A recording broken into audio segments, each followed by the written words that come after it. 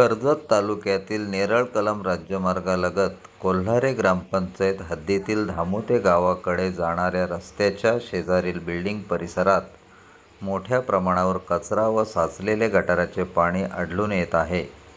या ठिकाणी अस्वच्छतेची गंभीर समस्या निर्माण झाली असून परिसरातील नागरिकांच्या आरोग्यावर त्याचा विपरीत परिणाम होण्याची भीती व्यक्त केली जात आहे.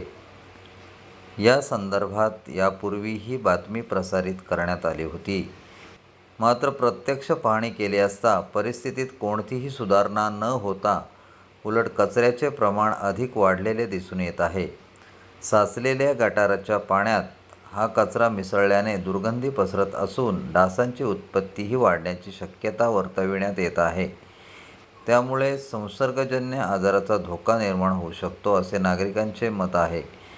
हा मार्ग नेरळ कलम दरम्यानचा महत्त्वाचा संपर्क रस्ता असून दररोज अनेक नागरिक, विद्यार्थी तसेच वाहनचालक या मार्गाचा वापर करत असताना त्यांना येथील अस्वच्छतेचा त्रास मोठ्या प्रमाणावर जाणवत असल्याचे सांगण्यात येत आहे.